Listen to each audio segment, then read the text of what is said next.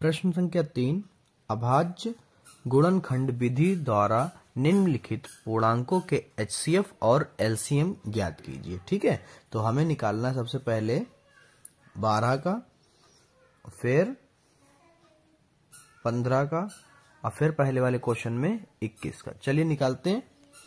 तो हम लोग 12 का कर देते हैं 2 से, क्योंकि अभाज्य ही रखने हैं।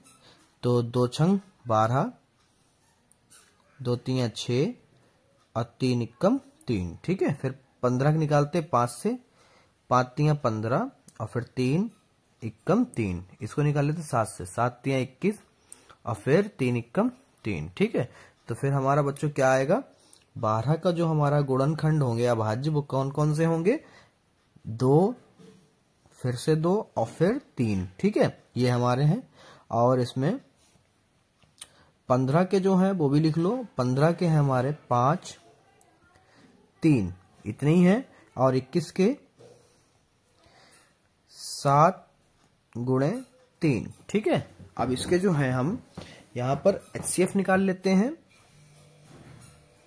एचसीएफ, और एलसीएम निकाल लेते हैं। एचसीएफ का हमने तरीका आपको बता रखा है कि जो जोड़े बनते हैं वही होते हैं। तो इसमें हमारे जो तीनों में जोड़े बनेंगे वही होगा। और तीनों में कौन सा जोड़ा बन रहा है, सिर्फ 3 का अकेला। तो हमारा जो एचसीएफ होगा वो क्या होगा, 3। ठीक है, और जो हमारा एलसीएम होगा, पहले एलसीएम लिखने का क्या तरीका है बताया था, वही करते हैं इधर भी। जो जोड़ा बना उसको लिख लो, जैसे 3 का एक जोड़ा बना 3 लिख लो, गुणे में जो बचा उसको लिख लो। जैसे 12 में जो है 2 बचा, फिर 2 बचा, उसको लिखो 2 गुणे 2।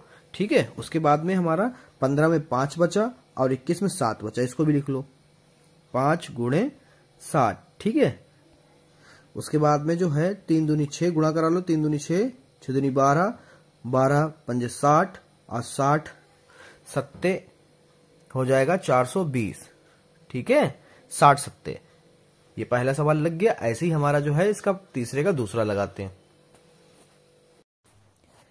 तो इसका दूसरा सवाल में हमें निकालने हैं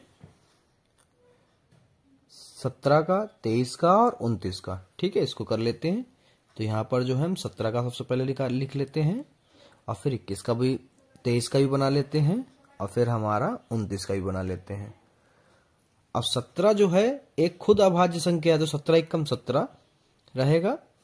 और इधर 23 भी अभाज्य संख्या है, क्योंकि अपने पहाड़े में आते हैं और किसी पहाड़े में नहीं आता। 29 भी अपने ही पहाड़े में आता है। ठीक है, तो यहां पर जो है हम इसकी गुणनखंड लिखेंगे वो ऐसे लिखेंगे कि 17 गुणा 1, या तो फिर 17 के पहाड़े में आएगा या फिर 1 के पहाड़े में आएगा। ठीक है, फिर 23 जो है 23 से कटेगा और 1 से कटेगा। और फिर जो है 29 जो है हमारा 29 से कटेगा या फिर 1 से कटेगा। तो हमारा एचसीएफ जो होगा बच्चों, यहां पर एचसीएफ देखिए किसका जोड़ा बन रहा है, यहां पर बन रहा है 1 का। तो एचसीएफ हो गया 1। और एलसीएम जो है सबसे पहले हम 1 लिख लेते हैं, फिर जो बचते हैं उसको लिख लेते हैं। जैसे यहाँ पे 17 बचा, यहाँ पर क्या बचा बच्चों, 23 बचा और यहाँ पर 29 बचा। तो इसको लिख लेते हैं, यहाँ पर 17 गुणे 23 गुणे 29, इनकी गुणा मैंने करा के रखी है तो वही डायरेक्ट लिख देते हैं। ठीक है, जैसे 1 सत्ते 17, 17 तियां जो आएगा उसका 29 से गुणा कराएंगे और जो उसकी गुणा आएगी वो आपकी आएगी 11,339। ठीक है, तो इसको लिख लेते हैं 11,339। ठीक है बच्चों, ऐसे हम लोग तीसरा करते हैं। 8 का और 9 का और 25 का निकालो। ठीक है बच्चों, तो हम यहां पर जो है इसका निकालते हैं। सबसे पहले जो है हम 8 कर लेते हैं और फिर 9 का और फिर 25 का करते हैं। तो यहां पर जो है 2 से 2 चक्कू 8, 2 दूनी 4 और 2 इक्कम 2। ठीक है, फिर यहां पर 3 तियां 9 और फिर 3 इक्कम 3, फिर 5 25 और 5 इक्कम 5। इनको लिख लेते क्या क्या है। 8 का जो है हमारे आए हैं 2 गुणे 2 गुणे 2। ठीक है, फिर 9 का जो आया उसको लिख लो 3 गुणे 3।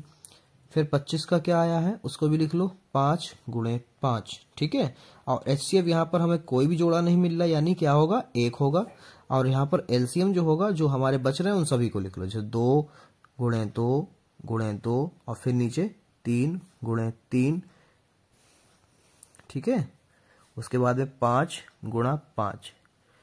अब इनकी गुणा करा के मैंने पहले से रखी है, चलिए आपको बता भी देते हैं। 2 दूनी 4, 4 दूनी 8, 8 तियां 24, 24 तियां और फिर जो आए उसके पंजे और फिर पंजे, ठीक है। तो यहाँ पर जो इसकी आएगी गुणा वो आएगी टोटल निकल कर हमारी 1800। कितनी आ जाएगी बच्चों? 1800। यही इसका आंसर। अब चलते हैं सवाल नंबर 4 की तरफ। बच्चों